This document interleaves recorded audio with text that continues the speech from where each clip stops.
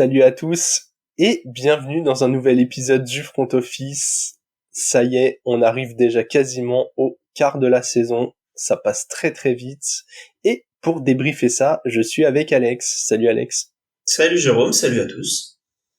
Bon Alex, là on a eu une très très belle semaine de match. Je sais pas ce que t'en as pensé là comme ça à la volée, mais moi devant le Red Zone j'étais comme un ouf. J'ai eu du très beau et du très moche. Ah oui, bah ça... C'était... ouais. Quand je dis que j'étais comme un ouf, c'était pas que pour des bonnes raisons, quoi. ouais, totalement. Non, mais il y a eu des belles, des très très très belles choses et voilà. Et après, il y a eu aussi le match d'hier soir entre les Giants et les Seahawks. Voilà, on peut les mettre ailleurs que dans les belles choses. C'est ça. Donc, ouais. Mais ça va être un épisode cool. On va rester. Ouais, ça va être un épisode très très cool. Si vous aimez qu'on tape sur les quarterbacks, c'est le moment. Les emblèmes des franchises, à mon avis, on va en parler de quelques-uns parce que là, je crois qu'on a pu voir quelques besoins de changement, si je puisse dire ça comme ça. Oh oui. oui. Allez, avant d'attaquer le vif du sujet, l'instant promotionnel, comme toujours. Pour ceux qui ont l'image, ça défile en bas de l'écran. Pour les autres qui nous écoutent en podcast, vous pouvez nous suivre sur Twitter, Instagram, YouTube et Twitch, @lefrontoffice. Voilà, ça a le même nom partout, vous pouvez pas vous tromper. Et c'est déjà pas mal. C'est ça, tous les liens sont en description de l'épisode, donc vous les avez tous. Si vous voulez voir nos têtes sur YouTube, on est là. Et voilà. Je pense que c'est tout. Ouais, c'est le plus important, surtout que voilà, Instagram, doucement mais sûrement, tous les lundis, vous avez le droit à un petit récap à base de mèmes. On l'avait déjà fait la semaine dernière, on l'a refait cette semaine, donc voilà. N'hésitez pas à nous faire un retour là-dessus, et puis surtout à partager. Le but c'est que ça attire un peu de monde, et puis que du coup on se dise que ça vaut le coup de partager encore plus de contenu, quoi.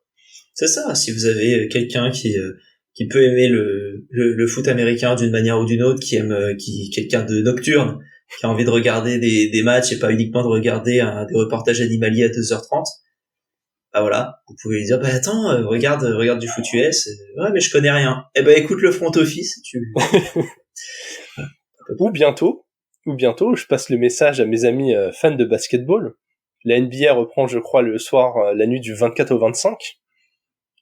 Franchement, vaut mieux de temps en temps se mettre un petit match NFL que de regarder un insipide Charlotte-Détroit, que voilà, venez, n'hésitez pas, c'est sur les mêmes horaires que les vôtres. Ça permet de s'occuper quand il y a un gros blowout. Donc Charlotte, ça a l'air sympa quand même. On verra. Disons que Charlotte et Détroit, s'il y a une de ces deux équipes-là qui accroche le play-in tournament, ça sera déjà bien. Ouais, très clairement. Ouais. Je suis peut-être un peu dur avec eux, mais il y a un peu de concurrence. Je pense que il y a de la concurrence. Bon, on va revenir à notre bonne forme de ballon. La Coupe du Monde de rugby. Exactement. Vendredi, match entre la France et je sais pas qui. Je suis pas la Coupe du Monde de rugby. Attends, on joue l'Italie, quoi. C'est l'Italie? Ouais, c'est une sorte de petit huitième de finale. Voilà. Ouais. C'est le wild card round. Exactement. Vainqueur de division qui joue contre l'équipe qui arrive et qui rampe jusqu'au playoff. Voilà. L'Italie pour se faire on espère pour se faire détruire et puis voilà. Que ça laisse la place au vrai ballon ovale auquel nous allons revenir maintenant. On avait posé une question, Alex, le favori au MVP des gens, du public, à la suite du dernier épisode. On a demandé l'avis de l'audience. Qu'ont donné les résultats. CMC. Et puis on va dire que ça va pas changer après son match. Donc Christian McCaffrey, le running back des Niners, qui est pour l'instant votre MVP du début de saison. Il nous a mis encore 4 touchdowns cette semaine. Il aurait pu en mettre un 5e si Brock Purdy n'avait pas eu envie de courir tout seul à la fin. Mais bon, voilà. Et je pense qu'il va rester MVP un peu tout le monde dans l'imaginaire commun pour un petit moment. Et puis voilà, donc nouvelle question pour cette semaine. Si vous êtes sur des plateformes d'écoute, la question c'est plus sur Spotify parce qu'on n'a pas réussi à la mettre ailleurs. Je sais pas s'il y a la fonctionnalité sur Apple, sur Google Podcast qui va devenir YouTube ou qui va arrêter pour être sur YouTube Musique. Donc voilà, donc si vous êtes sur Google Podcast et que vous voulez nous continuer de nous écouter, venez sur Spotify, interagissez avec nous. Puis, ou sur YouTube, voilà. direct. Ou sur YouTube, la question sera aussi mise. On verra quand. Mais la question, c'est est-ce que vous pensez que les Bengals vont se relever et accrocher les playoffs après un début en 1-3? On se pose la question parce que c'est vrai que c'est assez difficile. Je parlerai des Bengals un peu plus en détail tout à l'heure, mais ce ne sera pas dans le top 10. Bah, sans spoiler ce que tu vas dire, je vais dire une seule phrase. Au bout d'un moment, moi je réponds non. Quand tu perds contre les Titans, tu perds tout espoir d'accrocher les playoffs, je pense. Exactement, comme le disait un grand sage fan des Titans lorsque je réfléchissais à une équipe pour mettre sur le Survivor. Ah bah si t'as les Bengals, c'est safe. Ouais. Et je suis bien content de pas t'avoir écouté, hein. J'y croyais, mais très fort. On est tellement nuls contre la passe que pour moi Burrow sur une jambe ça marchait quoi. Mais bon. Spoiler non. Ouais. Ça n'a pas suffi. Très clairement pas. En tout cas, c'était assez intéressant de poser la question MVP et de voir cette semaine où pas mal des joueurs qu'on a pu éventuellement évoquer ont fait des grosses perfs. On va avoir le temps de débriefer tout ça. Avant de passer au rewind, le petit tour fantasy, quand même sur les ligues de nos camarades des bowlers. Alex, on va commencer par le trophée des légendes. Oui, trophée des légendes. Bah écoute, j'ai gagné contre Bagadou de Touchdown Actu. Si je connaissais ton nom, Bagadou, je le dirais. Malheureusement, enfin, ça se trouve, tu t'appelles Bagadou aussi. Je ne sais pas. Bref, je vais m'arrêter là. Et ensuite, sur le trophée des bowlers, j'ai perdu contre Ted Lasso, a.k.a. Freedom for Elvis. Donc voilà, bien joué à toi. Une petite victoire de 1,5. Je m'en souviendrai. Voilà. Va-t-on réussir à faire un perfect un jour sur une semaine? Je ne sais pas. C'est compliqué. Moi, j'ai perdu du coup sur la Ligue des légendes contre Rémi du Couch Corner Club, qui je passe le bonjour, qui m'a pulvérisé. Hein. J'ai pas fait un mauvais match, mais il a marqué genre 155, 160 points. Assez dur à aller chercher. Et j'ai enfin débloqué le compteur en revanche dans le trophée des bowlers. T'étais à 0-3? J'étais à 0-3 avant ça, mais vraiment 0-3 avec pas des scores minables. Hein. Genre vraiment, notamment parce que j'ai des joueurs qui scorent pas mal de points, mais j'ai enfin battu El Totoche. El Totoche ou El Totoche, ça dépend. Hein. Plata au plomo, attention. Hein. Ça dépend si vous êtes au-dessus de la frontière mexicaine ou en dessous. Ouais, c'est ça, clairement. Ouais, non, enfin les choix de draft qui payent un peu parce que j'ai une belle équipe, ça se manifestait pas trop jusque-là et j'avais fait des choix de merde les semaines d'avant, notamment semaine précédente Pucanacua c'était semaine 2 je crois, je le mets sur le banc en me disant OK, il a fait une bonne première semaine mais ça va pas durer. Juste le mec il en semaine 4, c'est le meilleur start all time d'un receveur donc bon, on est un peu en mode on reste un peu sur le cul. Bon, belle intro Alex, je pense qu'il est temps de passer au rewind de la semaine. Rewind of the week. He's gonna fumble the football. Et on va attaquer cela avec nos matchs préférés. Alex, je vais te laisser parler du tien en premier. Ouais, moi j'ai voulu parler de Rams-Colts parce que ça démarrait mal. Ça démarrait 23-0 pour les Rams au bout au moment du troisième quart-temps. Et au final, les Colts qui décident de se réveiller et de revenir plutôt bien dans ce match-là avec un peu de leadership de la part d'Anthony Richardson, je trouve, qui a pas fait un match fabuleux, mais qui a fait les bons plays au moment où il fallait. Pas d'interception, hein, 2 touchdowns, lancés, 1 touchdown couru. On a eu un touchdown pour Andrew Ogletree, que je n'avais jamais entendu parler de cet individu. Et Mo Alie-Cox, dont j'ai déjà entendu parler, pour le coup, quand même. Mais voilà, je trouve que c'était un match ultra intéressant pour ces deux équipes-là. Déjà parce que les Rams, on a pu voir encore une fois la confirmation de Kyren Williams, qui est vraiment le leader de ce backfield. Mais on a quand même Ronnie Rivers en backup qui fait du bon boulot pour le suppléer, et donc je pense que là ils ont un bon one-two punch dans cette équipe-là. Puka Nacua, c'est record de nombre de réceptions sur les 4 premiers matchs d'une carrière, c'est 37 je crois, et 37 ou 39, et le deuxième c'est 30. Donc c'est même pas un petit record, il a fumé les records. Et pourtant c'est pas il a pas le capital de draft d'un joueur, il a été pris en c'est un jour 5e 3 tour, de la je draft. crois. Ouais, c'est ça. Donc il est arrivé dans une équipe où il y avait de la place, donc tant mieux pour lui. Et 9 réceptions, 163 yards, un game winning touchdown de la victoire pour Puka. Voilà quoi, c'est un match où il y a eu des rebondissements, où les équipes n'ont pas extrêmement déçu, je trouve. Les Colts, moi, m'ont pas rassuré en début de match, mais je trouve que ce qu'on a vu en deuxième partie de match, c'est assez intéressant. Et je trouve qu'on a une meilleure équipe des Colts cette année que ce qu'on avait l'année dernière. Ouais. Et ce qui est pas non plus très très dur. Et ils vont se renforcer encore, ils devraient se renforcer encore. Il y a Jonathan Taylor qui a été activé du Physically Unable to Practice PUP squad, donc il a 28 jours pour s'entraîner. Donc globalement, il y a une chance qu'il joue le match prochain, et quoi qu'il arrive, il pourra jouer dans 2 semaines s'il a envie de jouer, évidemment. Mais en tout cas, au niveau de la blessure, c'est possible. Et côté Rams, encore une fois, ils ont quand même enfin Kyren Williams qui font jouer. L'année dernière, il a quasiment pas vu le jour. Et Puka, avec le retour aussi de Cooper Kupp. Donc c'est un match où t'avais 2 joueurs qui étaient les meilleurs joueurs à leur poste il y a 1 an et demi, qui n'étaient pas là. Ouais. Mais les équipes fonctionnent quand même. Donc c'est plutôt cool. Je trouve que l'avenir de ces 2 franchises est plutôt positif, si compter que les Rams puissent drafter un meilleur quarterback la saison prochaine. J'ai vu une projection d'une mock draft, il y en aurait, je sais plus qui l'avait faite exactement, mais j'ai vu genre 7 QB dans le top 15. Je pense pas que ce sera le cas, mais visiblement il y a l'air d'avoir quand même pas mal de monde.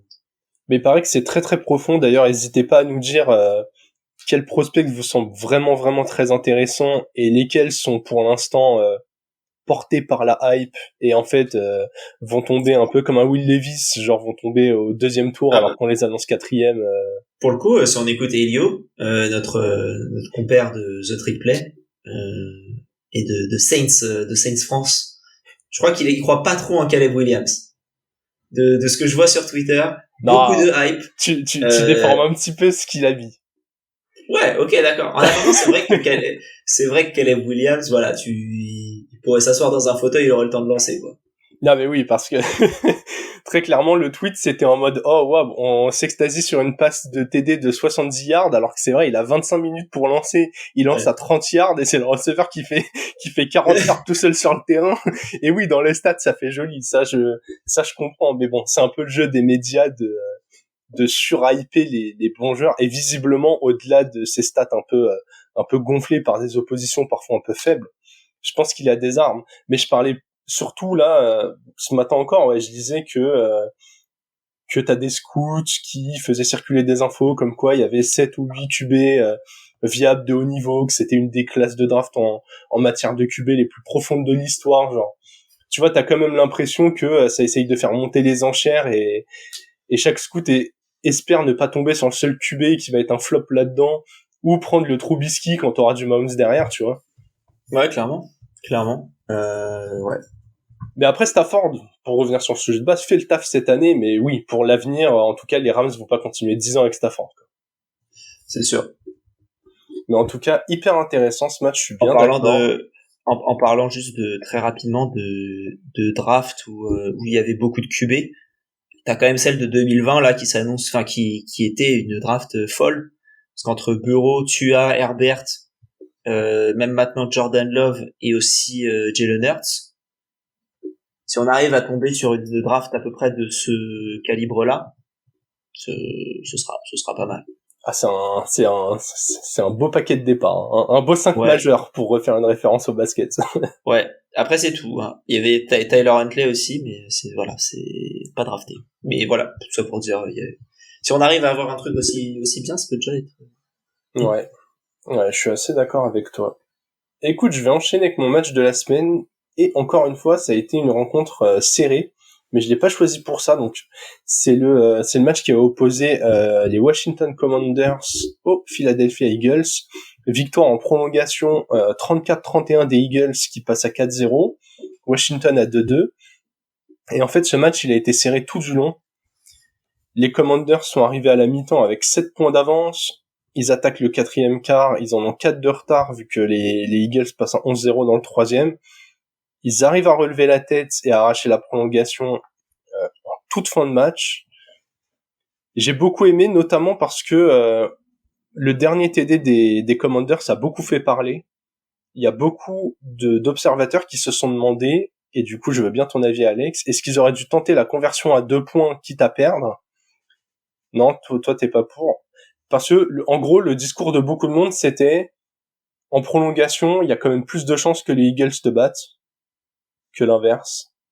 Déjà, tu peux ne pas avoir la balle, et dans ce cas-là, t'as l'opportunité peut-être de pas défendre. Et même si tu l'as, bah, si tu mets pas de TD, probablement que tu peux te faire punir, sachant que la deuxième mi-temps des Eagles était meilleure, quoi.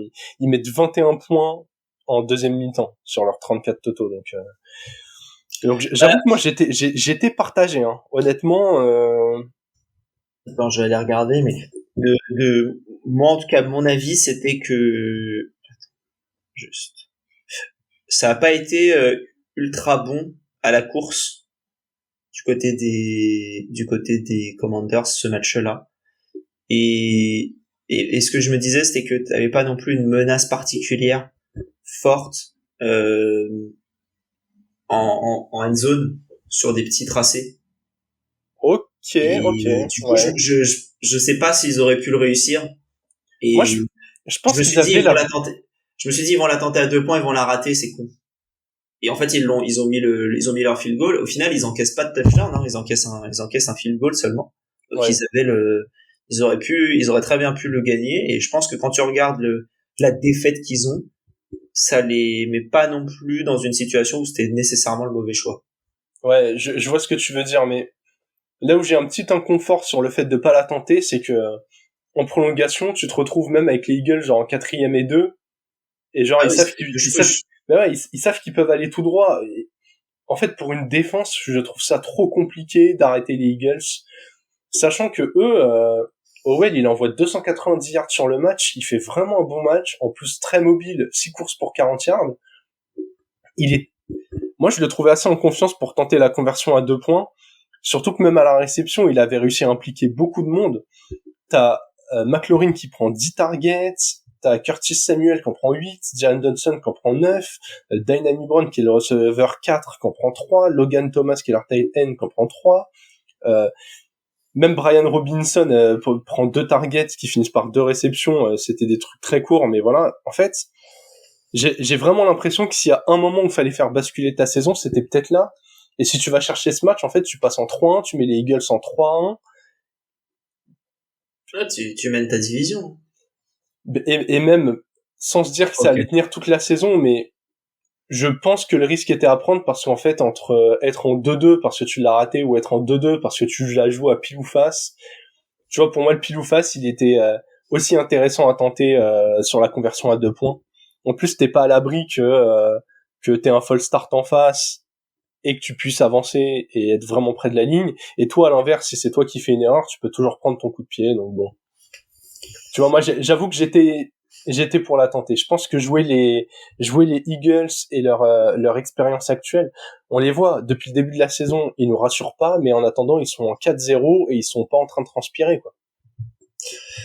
Ah oui, pour moi, ils sont pas, les Eagles, c'est bizarre. C'est une équipe en 4-0 qui est loin de rassurer. Bah, c'est leur défense qui rassure pas, mais alors l'attaque, elle tourne, hein. Jalen Hurts, il fait le taf, 319 yards, 2 TD, 0 perte de balle. D'ailleurs, un des éléments qui m'a vraiment plu dans ce match, il n'y a pas eu de turnover. 0 perte de balle, pas d'interception, pas de fumble, rien. Hyper clean. L'efficacité en troisième tentative, les Commanders en ont converti 8 sur 17, donc quasiment 50% contre les Eagles. J'ai trouvé ça hyper intéressant. Il y a eu de chaque côté, il y a eu deux plays tentés sur des quatrièmes. Les deux sont passés de chaque côté. Enfin, vraiment, ça a été un match hyper plaisant à voir. Les attaques ont pris le dessus sur les défenses, et pourtant, je trouve pas que les défenses soient faibles de chez faibles. Donc voilà, match qui m'a vraiment régalé, quoi. Et pourtant, cette semaine, il y avait du choix. Hein. C'est vrai. Et du coup, je vais te laisser enchaîner avec ta top team, puisque ce match-là, qui était notre match de la semaine dans la preview, aurait pu être un de nos matchs préférés. Enfin, pas pour toi, du coup. Non, du tout. Non, je vais parler des Bills. Je vais en parler beaucoup plus rapidement que le reste. Je mets les Bills parce qu'ils ont battu les Dolphins qui paraissaient imbattables, et ils les ont surtout réduits à 20 points. Et ils en ont mis quoi, 48 à 20. C'est une rouste. Et alors j'avais vu une stat juste avant le début du match qui disait que les équipes qui mettaient 60 points étaient à une victoire et 6 défaites sur le match de suivant. Et c'est confirmé, ça fait 1 et 7 maintenant. Et donc du coup, ouais, le retour de un peu comme le hangover du Super Bowl, mais là c'est le hangover de marquer beaucoup de points, et très fort. Mais les Bills, moi, m'ont quand même assez impressionné. Josh Allen a été monstrueux. Il a très bien réussi, je trouve, à impliquer beaucoup de monde dans cette équipe-là. Notamment, comment dire, ça se voit pas trop sur la feuille de stats, je trouve. Mais Deontay Harty, il nous a fait 2 réceptions seulement, et j'ai l'impression que c'était beaucoup plus, parce que c'était des réceptions qui étaient importantes en début de match. J'aime beaucoup son utilisation. On le voit à pas mal de positions, il bouge énormément. Mais bon, après, il y a Stefon Diggs qui met 3 touchdowns, Gabe Davis qui en met 1, Dalton Kincaid qui commence à prendre le lead au niveau de la position de tight end dans cette équipe-là, Josh Allen qui court, James Cook qui court pour un touchdown chacun. Touchdown, chacun. Et voilà, pas d'erreur de la part de Josh Allen qui complète 21 passes sur 25, 4 touchdowns, donc autant d'incomplétions que de touchdowns. C'est pas mal. Et voilà, j'ai pas envie de parler des Dolphins, juste des Bills. Non, bah ouais, de toute façon, c'était ta top 6. Non, mais c'est marrant, t'as donné une stat, moi j'ai vu autre chose, c'est les équipes qui viennent de jouer contre les Broncos et de les battre, elles prennent toutes 30 points contre les Bills juste après. Les Commanders avaient battu les Broncos, ils ont perdu genre 38-3 la semaine dernière. En fait, moi j'ai une théorie, je pense que les Broncos sont genre tellement nuls, mais tellement nuls qu'ils contaminent les équipes en phase 2, comme un virus. Possible. Ouais. Et du coup, les mecs derrière, ils arrivent, comme par hasard, le calendrier leur met les Bills et ils se font ouvrir. Ouais, c'est... Ouais, les Broncos, je voulais pas en parler, donc je crois que je n'en parle pas. Non, mais match très chelou, quoi. J'étais pas loin, mais je me suis dit, on parle trop des Bears. Donc j'en ai pas parlé. Ouais, pareil, au bout d'un moment, là, on appelle plus ça tirer sur l'ambulance, genre là, Stop it! He's already dead! Non, mais là, c'est ça. On a assez tiré sur l'ambulance, on va les laisser souffler. Ouais, c'est l'ambulance maintenant. Même si spoiler, il joue le Thursday Night Football, on va être obligé de parler un peu de... Ah oui, c'est vrai. C'est aussi pour ça que je les ai pas mis avant. Écoute, ma top team, c'est les Texans. Eux, pour le coup, on parle pas assez d'eux. Alors, ils ont pas non plus un bilan flamboyant, ils sont à 2-2, comme absolument toute la division. Toutes les équipes sont en 2-2. Mais alors, très clairement, c'est l'équipe qui me fait la meilleure impression dans notre division depuis le début de la saison. Ils viennent de battre les Steelers 30-6. Alors, ok, ils encaissent que 6 points. Moi, c'est pas ce qui m'impressionne. L'attaque de Pittsburgh, franchement, elle est ridicule. Ils ont un peu investi sur la O-line, ça n'avance pas. Kenny Pickett, on va pas faire tous les jeux de mots qu'on a pu faire à propos de son nom, et il s'est blessé. J'ai envie de dire, heureusement pour les Steelers, ils vont peut-être voir... Je dis heureusement, ils vont avoir Mitch Trubisky, enfin bon. Ouais, genre, on souhaite pas non plus les blessures. Mais... Non, on souhaite pas les blessures, mais limite pour leur attaque, j'ai envie de dire, relaisse encore une 20e chance à Trubisky, ça peut pas être pire. Et ouais, franchement, les Texans, CJ Stroud, j'ai l'impression qu'il est dans la ligue depuis 10 ans. Le mec fait tout le temps les bons choix. une semaine c'est Nico Collins, une semaine c'est Tank Dell, une semaine c'est Robert Woods. Il implique tout le monde, il dégage une forme de sérénité, mais franchement ce mec-là, tu floutes son visage, tu floutes le maillot, jamais tu le regardes jouer, tu dis pas c'est un rookie. Non, clairement. Il a une aisance. Et la défense. Continuer comme ça, ça va se jouer entre lui et Puka pour le rookie de l'année. Ouais. C'est vrai que, parti comme c'est, ouais, t'as pas tort. Après le premier match, on se disait putain, Anthony Richardson, mais il rate des matchs mais ouais, il est impressionnant. En plus, je crois que depuis 2-3 matchs, il joue sans Larry Mittensill, son tackle gauche qui est censé le protéger, qui est blessé. En défense, ils ont des absences, notamment Jalen Pitre, je crois. Donc, vraiment, cette équipe, elle est bien coachée, elle fait du bon boulot. Pour l'instant, elle a perdu les matchs qu'elle devait perdre, elle gagne les matchs qu'elle doit gagner. Les 2 défaites qu'elle prend, c'est contre 2 top équipes. Hein. Ça gagne plus que les matchs qu'ils doivent gagner. Enfin, 2 top équipes, pardon. Ils perdent contre les Colts, mais ils perdent aussi contre les Ravens qui font un bon début de saison. Et ils battent les Jaguars, qui étaient censés être une équipe un peu au moins outsider. Et ils battent les Steelers qui font que comme on le dit tout le temps, que des saisons en positif et qui sont une équipe au moins chiante à jouer. Je trouve que de ce que tu dis, les Texans, ils pourraient avoir perdu leurs 4 premiers matchs, ça aurait même pas été choquant. Ouais. À part les Colts où tu te serais dit, les Colts. Mais, enfin, il y a un scénario où ils perdent les 4 matchs et où personne n'est choqué. Ouais, où tout le monde se dit, c'est la période d'acclimatation, il est pas si mauvais, mais ça gagne pas encore, il y a des absents. Calendrier facile, c'est des équipes dures sur le QB jeune, on va dire. Les Steelers, les Ravens, les Jaguars avec Josh Allen, les Colts, c'est pas non plus une des pires c'est pas cata, quoi. Donc ouais. Ouais, donc beau début de saison, ça implique bien les receveurs, même au sol, Singletary sort la tête de l'eau, Dameon Pierce sort la tête de l'eau. C'est vraiment pas impossible qu'ils arrivent à secouer un peu cette division où les Jaguars, comme la saison dernière, vont devoir accélérer au bout d'un moment s'ils veulent vraiment s'assurer de gagner la div et donc d'aller en playoff directement, quoi. Yep. Allez, on va commencer à taper sur quelques équipes, on va rentrer dans une bonne thématique, là. Alex, je te laisse commencer par ton flop, puisque après le mien ira très bien avec ton fumble, donc... Ah, oui, c'est vrai. Ouais, après, j'hésite encore sur mon fumble, moi, mais bref. Les Bengals. C'est les Bengals, pour moi, qui perdent 27-3 face aux Titans. Qu'est-ce que c'est que ça? Vraiment, Derrick Henry a plus lancé de touchdown que Joe Burrow. Belle stat. Ouais. Surtout que sur une complétion pour 2 yards, voilà, quoi.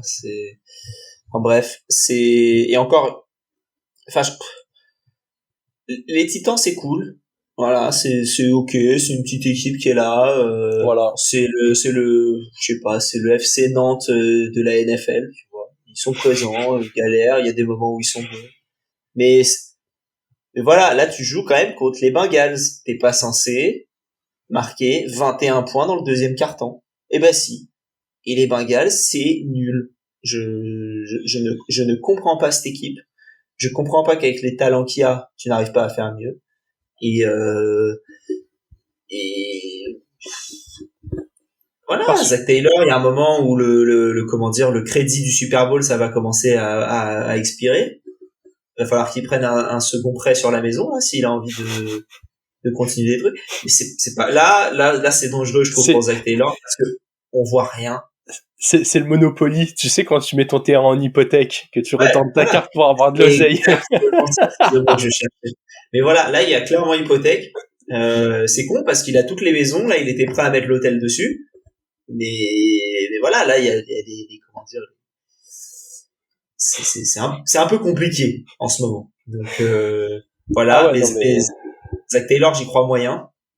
Depuis un petit moment, mais avec le Super Bowl, tu sais que tu peux pas le virer. À voir en fonction des matchs qui suivent, parce que si je regarde là un petit peu le calendrier, tu joues les Cards la semaine prochaine, donc peut-être tu peux te relever, n'hésitez pas à nous dire ce que vous en pensez, mais derrière, c'est Seahawks, Niners, Bills, Texans auront un peu d'expérience, les Ravens, Steelers, Jaguars, Colts, enfin le calendrier, il est pas simple du tout. Et il y a un monde où t'es pas du tout à l'équilibre en semaine 8. Et de toute manière, pour être à l'équilibre, il faudrait qu'ils en gagnent beaucoup de toute manière. Mais Ouais. là, c'est moche. C'est moche. T. Higgins qui se blesse en plus de ça en attaque. La défense, c'est nul. Higgins qui devrait revenir qu'après la bye week. Et la bye week, je crois qu'elle est genre en 7. C'est dans 2 semaines, ouais. Ils ont Cardinals, Seahawks, pause, Niners, Bills. Ouais, faut qu'ils arrivent à cette bye week en semaine 7, faut qu'ils y arrivent en 3-3, parce que sinon ça va commencer à vraiment sentir mauvais, quoi. Faut vraiment battre et les Cards et les Seahawks, sachant, comme tu l'as dit, pas de T. Higgins, Joe Burrow qui est toujours blessé, et sa blessure traîne. Et là, j'entends bien les fans des Bengals qui vont nous dire oui, c'est compliqué, on a Burrow qui est blessé. Au bout d'un moment, je suis fan des Titans. Ton attaque peut puer la merde, y a pas de souci. Mais t'as pas le droit de prendre 27 points contre nous. T'as pas le droit de prendre 27 points contre Ryan Tannehill. C'est pas possible. Même dans ce match-là, Tannehill, il est pas bon, hein. Vraiment. Genre, il est pas bon. Et au bout d'un moment, ta défense, t'as pas le droit, quand t'as Derrick Henry qui lance son TD, que tout le monde, en plus. On le connaît, ce TD, hein. C'est tout le temps le même. C'est ce que j'allais dire. Pour ceux qui ont vu le match. Il tire au même endroit à chaque fois. C'est la même chose tout le temps. Je vous refais l'action pour ceux qui n'ont pas vu le match. Les Titans s'alignent. Les Bengals prennent un temps mort. Donc, ils ont 1 minute pour se préparer, hein. Ils ont une bonne minute pour se préparer. Ils prennent un temps mort quand ils voient l'alignement chelou avec Tannehill qui va sur le côté. Du coup, je me dis, ah, les bâtards, ils prennent un temps mort, on a tenté de jouer vite, de les surprendre, on va revenir, on va faire autre chose. Genre, en mode, on a essayé de les perturber un peu. On revient. Même alignement. Derrick Henry en position de quarterback. Le play commence, comme d'hab, un joueur qui se détache dans la end zone, Derrick Henry qui fait semblant de foncer, il dépasse pas la ligne de scrimmage, il lance la balle au-dessus. Cet TD, sur les 3 dernières années, il en a mis 3, à chaque fois le même, on l'a refait, il est repassé. Au bout d'un moment, soit pas bête. J'ai l'impression que c'est comment dire, c'est un joueur de foot, encore une fois, ou un joueur de tennis, peu importe. Partons sur le tennis pour changer un peu. Ouais. Il met un ace sauté, tu vois, mais il y a let's, et regarde le joueur en face, et il dit, tu vas faire quoi? Hop, ace sauté encore. Bam! Et là, le mental, il est cassé à ce moment-là. Ça challenge, la balle, elle est un chouïa out, tu vois. Hop, ouais. Du coup, il fait quoi? Deuxième balle, ace sauté. Allez, hop! Là, tu sais que t'as gagné le match mentalement. Non, mais c'est exactement ça, genre. L'action, on la connaît tous. Moi, franchement, j'étais devant mon écran, j'ai dit, bah, du coup, il va la lancer. et en fait, il fait exactement ça. Et je me dis, mais dans quel monde les mecs réagissent pas? Surtout que nos receveurs sont nuls, donc il y a, en dehors de DeAndre Hopkins, qu'il faut respecter un minimum, il y a personne qui mérite une prise à 2. Tannehill, à la réception, limite, je le laisse tout seul en fond de end zone. Il s'était mis sur le côté, donc même pour Derrick Henry, c'était une passe difficile pour aller le chercher. Donc en gros, c'était soit Henry fonçait, soit il achetait un tight end. Ben en fait, mets juste un joueur sur les tight ends et mets un mur devant Henry et basta. Je dis pas que je suis coach de foot américain, pas du tout. Mais genre là, au bout d'un moment, l'action, elle était obvious, hein. On l'a tous vu, vous prenez un temps mort et tout, donc je veux bien que Burrow soit blessé, que ça déroule pas bien et tout. Mais genre là, au bout d'un moment, non. L'attaque n'est pas une excuse pour prendre 27 points des Titans.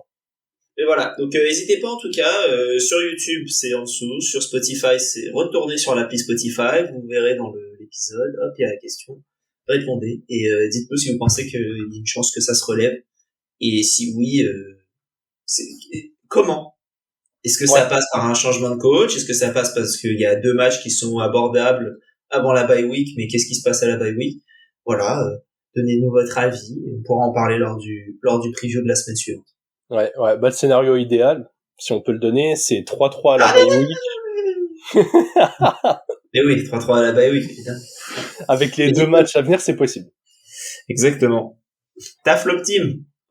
Ma flop team a beaucoup voyagé cette semaine puisque c'était le match londonien. Okay. Je croyais que c'était parce qu'il y avait beaucoup de flop team. Non, elle a beaucoup voyagé, elle était à Londres. C'est les Falcons qui se sont inclinés contre les Jaguars. Donc c'était le match de dimanche 15h30 heure française. Ils ont pris, je crois, aussi le tarif de cette semaine, 7 petits points marqués, pas grand-chose de très très beau. Dans les équipes qui ont perdu, il y a quand même pas mal d'équipes qui ont mis 7 points au moins cette semaine. Ils en font partie. Ils perdent contre des Jaguars qui ont clairement pas marché sur l'eau. C'était horrible. Les Falcons, au bout d'un moment, genre, changer de QB en fait, parce que t'as pas le droit d'avoir Drake London, d'avoir Kyle Pitts, d'avoir Bijan Robinson, même Tyler Algier qui avait fait une bonne saison rookie, même Jonnu Smith, même Mac Collins, il McCollins. en peut plus. Si vous avez pas vu l'altercation, il en a marre, Mac Collins. Il est arrivé là, il pensait pas mais que attends, le mec est la 3e cible d'une équipe qui ne fait pas de passe. C'est ultra compliqué pour lui. Ouais. Parce qu'il était bien aux Riders il y a quelques temps. Ouais. Franchement, c'est cata. En face, les Jaguars n'ont pas eu besoin de briller. Ils mettent 23 points, match homme tout correct. Mais les Falcons, vraiment, vous avez signé Taylor Heinicke, qui vient du coin, qui est un peu l'enfant du pays, qui est un des tout meilleurs backups. T'as une division, et là, on peut le dire après 4 semaines, qui est abordable. Franchement, c'est gentil, abordable. Franchement, les Bucks... Au niveau de vulgarité depuis le début de l'épisode, je pensais que ça allait pas être abordable le mot. Non, je suis obligé de dire abordable parce que je vais défendre les Bucks un peu plus loin, qui font du bon taf. Les Saints, il y a quelques blessures, mais c'est pas vilain de chez vilain. Il y a que les Panthers qui vraiment sont loin du compte. Mais très clairement, entre les Falcons, les Saints, les Bucks, une de ces 3 équipes va aller direct en playoff. Tu dois jouer le coup à fond. Je suis désolé. Maintenant, on est au courant. Desmond Ridder n'est pas un QB titulaire. Mais il a même pas été drafté comme, en plus. Oui, même pas. C'est même pas un premier tour que t'es obligé de garder et d'essayer. T'as signé un top backup qui, à chaque fois qu'il a joué, on connaît son plafond, hein. Mais il est très très propre, il a du bon leadership. Moi, je pense qu'Heineke, avec ses armes, les Falcons gagnent plus de matchs. Donc, au bout d'un moment, Arthur Smith, réveille-toi, Desmond Ridder va te coucher, du coup, et lancer Tyler Heineke là-dedans, parce que c'est insoutenable de voir autant de talent gaspillé par un quarterback. Ouais, je sais pas si le talent est gaspillé par le quarterback ou par le coach aussi. Je pense qu'il y a une question. Oui, un peu des deux. Parce que c'est vraiment pas ouf au niveau du coaching, je trouve, du côté des Falcons, on se fait chier, clairement. Mais franchement, Desmond Ridder, en capitaine de foire à la saucisse, why not, en meneur d'une attaque, c'est compliqué. Ouais.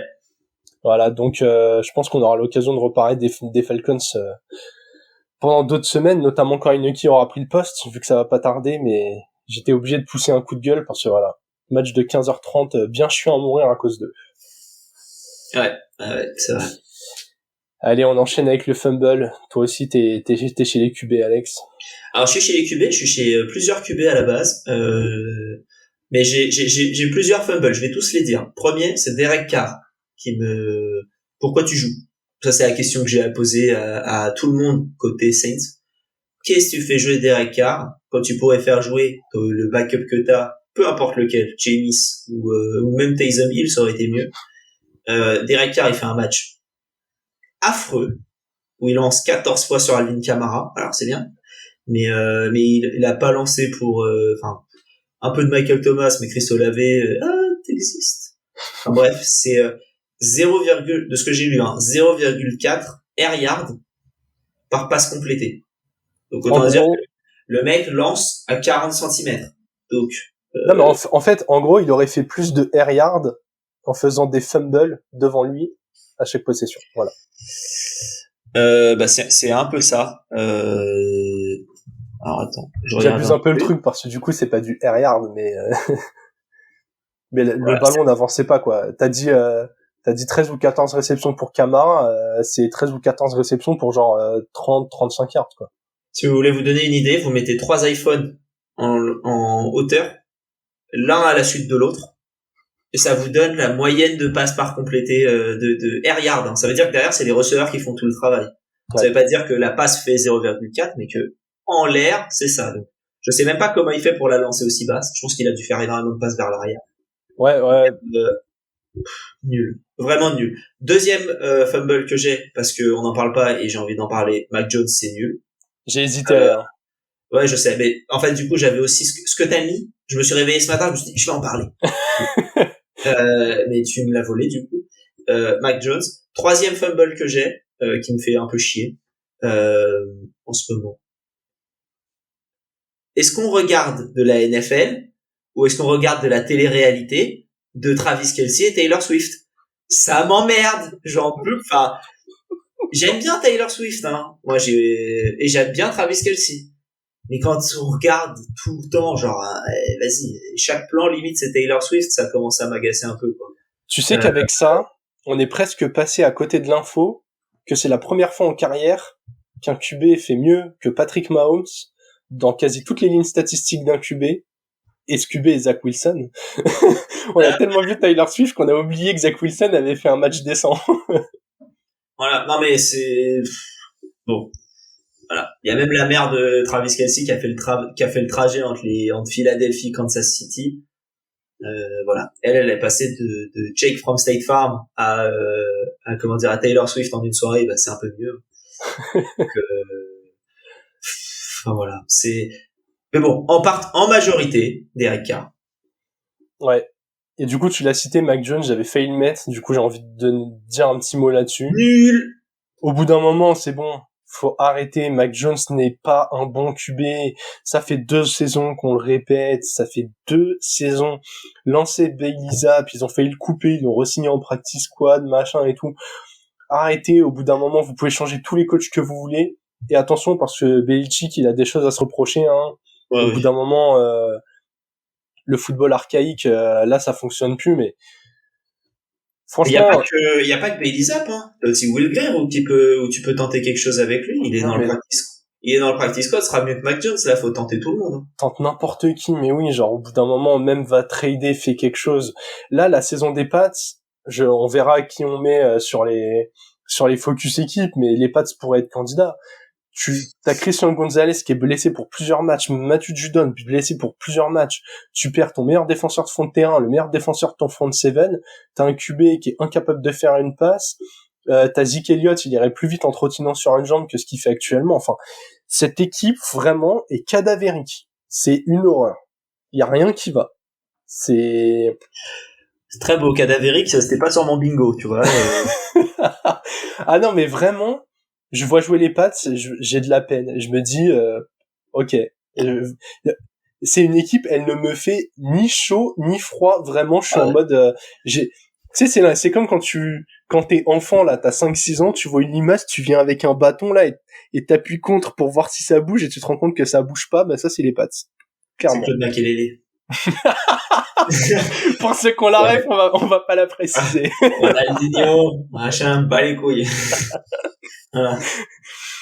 Ouais, allez, rapidement, mon fumble, j'en profite pour faire un petit coucou à Marc, fan des Giants, qui doit vraiment se taper la tête contre les murs quand il voit son équipe. Quelle horreur. On a vu Brian Daboll perdre ses nerfs contre Daniel Jones. Il a jeté sa tablette sur le banc, il n'en pouvait plus. La dernière interception de Daniel Jones, qui fait d'ailleurs la même passe que Mac Jones, cette espèce de passe croisée où ils sont à droite du terrain, il la jette à gauche. Ça, c'est interception à tous les coups, et c'est pick six à tous les coups. Et il y a encore des QB qui continuent de faire ça. Alors, il est pas aidé, sa O-line est nulle. Il a toujours pas Saquon, qui était incertain et qui, au final, n'a pas joué. Mais vraiment, on avait annoncé la saison difficile des Giants.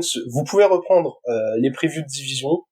J'avais dit que les Giants feraient un moins bon bilan que les Commanders. C'est bien parti pour. Mais on leur souhaitait pas une mauvaise saison, mais je pense que, et pas que avec ce match, mais on a conscience que l'année dernière, c'était le plafond de Daniel Jones. On avait aussi dit qu'il fallait pas le payer aussi cher. Je pense que les Giants ont fait une erreur, ils vont se retrouver bloqués avec. Et je pense que si ça continue à ne pas gagner, ils auront tout intérêt à trader Saquon Barkley et à récupérer un asset. Pour une équipe qui aura envie de payer Saquon et de le prolonger, faudra voir. Mais moi, je suis une équipe qui a besoin d'un running back. Je vais voir les Giants, je leur dis les gars, il va être en fin de contrat. Un petit 3e, un petit 5e, faites pas chier, tankez et récupérez autre chose, quoi. Et t'essayes de trader Daniel Jones. Moi, là, je pense qu'en l'état... Daniel Jones, tu peux le trader, là. En l'état, tu peux pas le trader. c'est un salary dump où tu devrais payer une grosse partie, je pense, du contrat pour qu'il soit rentable pour l'équipe qui le récupère. Franchement, ça me ferait de la peine que les Giants soient bloqués avec lui quelque temps, quoi. Bah là, ils sont bloqués 3 ans, hein, donc il est pas mauvais, hein, c'est loin d'être le pire, hein, mais très clairement, il est plafonné et je pense que tu iras nulle part avec lui. Le problème, c'est que quand tu mets 40 millions sur un QB qui te fait pas gagner, bah, tu bloques 40 millions d'autres choses qui pourraient renforcer ta ligne avec 20, ouais, bon, un top défenseur, un top receveur. Non, mais rien que, tu vois, tu prends un mec de ta ligne, un défenseur ou un receveur correct, hop, ouais. Bah, c'est mieux. Et là, t'as rien du tout. Donc, un peu compliqué du côté de ces géants. Donc, bien bon courage aux fans des Giants, quoi. Le trick play, quand même. Quelque chose de bien. Écoute, je vais enchaîner puisque tout à l'heure j'ai parlé de cette division et je vais dire un mot rapidement. La défense des Buccaneers, qui m'a vraiment plu. Autant l'attaque tournait pas si mal depuis le début de la saison, autant là ils ont tenu donc les Saints qui sont pas des foudres de guerre mais à 9 points. C'était pas la pire des missions, mais je trouve que depuis le début de la saison, ils s'en sortent vraiment pas mal des deux côtés du terrain. Ils ont des vraies bonnes pièces, que ce soit White, Antoine Winfield, le safety que je trouve mais vraiment impressionnant. Je trouve qu'on le cite jamais assez, alors qu'il est encore très très jeune. Et ouais, très clairement, depuis le début de la saison, les Bucks sont solides des deux côtés du terrain. C'est pas, comment dire, c'est pas une équipe qui pour moi peut être contender, loin de là. Mais ils sont en 3-1. Ils ont fait le taf contre des Vikings, ils sont allés les chercher. Ils ont battu des Bears horribles. Même la défaite 25-11 contre les Eagles, ils ont pas été ridicules. Ils ont, vraiment pour l'instant, ils ont perdu uniquement contre l'équipe qui était meilleure qu'eux. Là, ils ont un enchaînement où ils jouent les Lions, pas facile mais prenable, et les Falcons. Ils pourraient, après 6 matchs, être en 4-2. Franchement, je pense que si on leur avait dit avant la saison qu'ils allaient être là, ils auraient été contents, donc voilà. Après avoir souligné l'attaque bien menée par Baker Mayfield, cette semaine, j'avais envie de souligner la défense. Ouais. Bah après, c'est sûr que ça aide quand tu passes de Tom Brady à Baker Mayfield aussi, donc évidemment, voilà. Il y a une upgrade. Il y a une upgrade assez folle. Moi de mon côté, en trick play, je vais parler de Michael Wilson, le receveur des Cards. Alors j'ai oublié de regarder où est-ce qu'il avait été drafté. En tout cas, qui nous a fait un super match contre les Niners et troisième tour, pick 94. Il a sorti un vrai match. On se disait qu'il y avait une place à aller récupérer avec DeAndre Hopkins qui était parti. Il y avait des rumeurs comme quoi ça pourrait être pour lui après quelques matchs. Et de manière un peu générale, j'ai envie de dire que le match là des Cards contre les Niners, quand on regarde le score juste, on se dit ouais, logique. Mais ça a été beaucoup plus serré que ça, je trouve, ouais. le score. Joshua Dobbs fait un super boulot avec cette attaque. Michael Wilson très bon. Marquise Brown a fait un match correct aussi. Et voilà. Et je trouve que cette équipe, elle avance bien, elle est prometteuse. Et défensivement, c'est pas aussi, enfin, ça va, quoi. Et donc là, on voit quand même que Jonathan Gannon, il a réussi à faire un bon passage de defensive coordinator à head coach. Je trouve qu'il influe une belle dynamique dans cette équipe qui paraissait un peu, comment dire, à vaguer, enfin un peu. L'équipe était là avec Kingsbury, mais on savait pas trop ce que ça allait en faire. Et là, on sent qu'il y a quand même un truc qui est là. Est-ce que c'est juste le fait que ce soit un nouveau coach et du coup il y a quelque chose de nouveau qui s'influe, ou est-ce que c'est vraiment Gannon en lui-même? Je sais pas. Mais quoi qu'il arrive, c'est mieux. Et même en te séparant entre guillemets de DeAndre Hopkins, de J.J. Watt, surtout, et de Zach Allen aussi, que j'aimais beaucoup dans cette équipe-là, bah, tu te retrouves bien.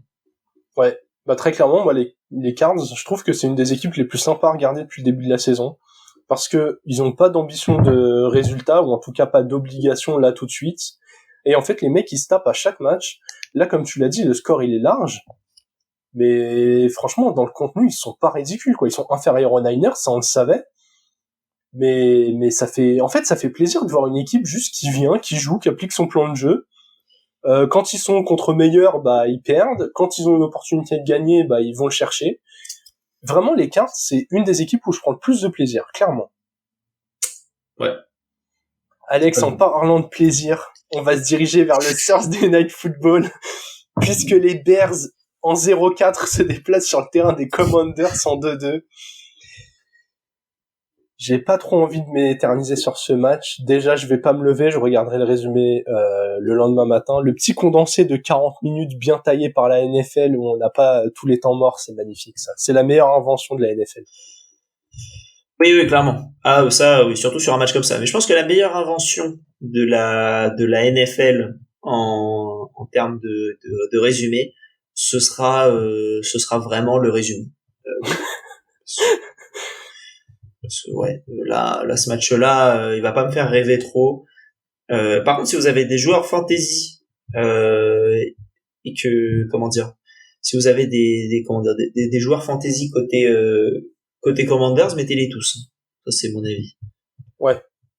Oui, ça peut valoir le coup. Très clairement, on dit ça, mais tu sais que c'est le genre de match qui peut faire 35 partout, hein. Oui, bien sûr. Il y a moyen que ce soit un joli shout-out, un peu comme ce qu'ont fait les Bears contre les Broncos d'ailleurs, hein, qu'on réussit, du coup, Bears en 0-4, puisqu'ils ont réussi à spew un avantage énorme. Ils avaient combien de points d'avance? Est-ce qu'ils menaient 28-0, 28-7? Ils menaient, ils menaient de 28, ils avaient 28 points et je crois que c'était soit 0. Ils menaient 21-7, 28-7. Ils menaient 28-7, ils ont perdu 31-28 contre une équipe qui était aussi mauvaise qu'eux. Pourtant, Justin Fields s'est réveillé. En tout cas, statistiquement. Jusqu'à son interception de fin de match. Ouais. Parce que son interception, fumble aussi, à la fin de match. En vrai, les stats cachent encore des grosses erreurs de choix et c'est vraiment parce qu'il jouait les Broncos qu'il a fait tout ça. Oui, bien sûr. Ça, je suis d'accord. Mais ouais, c'est plus Matt Eberflus, c'est Matt Eberflou comme son avenir. Très clairement, je pense que s'il y a défaite contre les Commanders, il saute. C'est fort probable. C'est le truc que je vais regarder. Je pense qu'il y a besoin d'un changement. C'est triste pour lui parce que c'est peut-être pas de sa faute, mais au bout d'un moment, t'as besoin d'un électrochoc et c'est plus facile de virer un coach que de virer 52 joueurs. Donc. Ouais.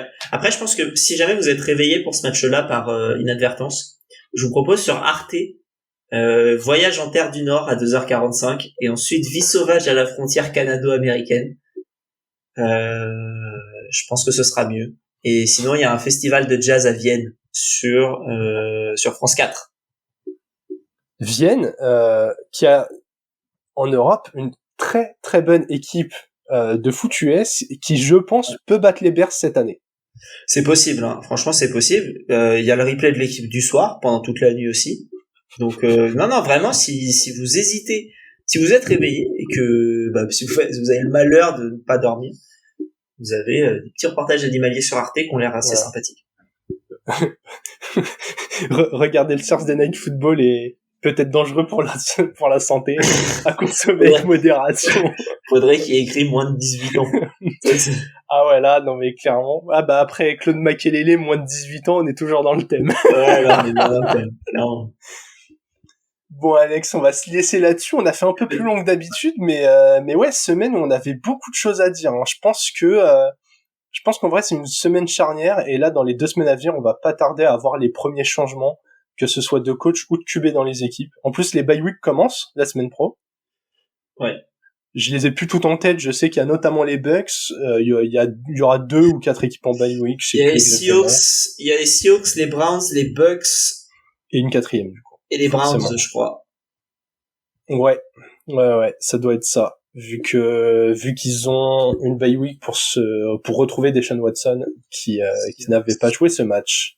Seahawks, Bucks, Browns, et j'en ai oublié un autre. Seahawks, Bucks, Browns, Chargers. Ouais, c'est vrai. Pas de Keenan Allen pour moi en fantasy dans notre ligue locale.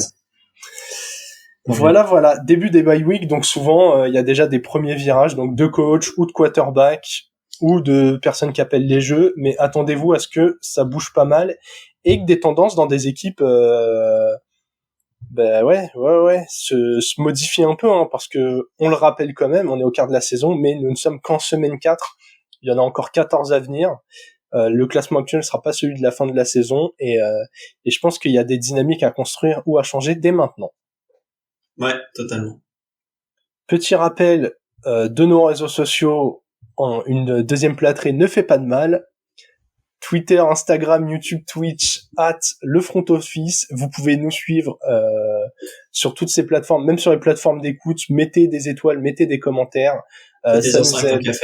Ouais, quand je dis des étoiles, mettez-en beaucoup, le maximum pour le référencement. Vous pouvez aussi nous soutenir sur la cagnotte Tipeee. Il y a des petites récompenses sympas associées, je crois. Je sais plus si on les a mises aussi. Ouais, il y en a, mais n'hésitez pas, quoi. Vous nous mettez ce que vous voulez, on y réfléchit. Hein. C'est voilà, mais soutenez-nous surtout parce que vous kiffez le contenu. Ah, mais c'est ça. On voit que le podcast commence à être un peu plus répertorié sur sur Apple, c'est un peu mieux, sur Spotify aussi. Donc, c'est un peu, on regarde ce qu'on peut regarder, on va dire, en termes de stats. Donc, voilà. N'hésitez pas. Dites-nous ce que vous en pensez et on regarde de toute manière. Hein. Si on peut améliorer, on améliore. Ouais.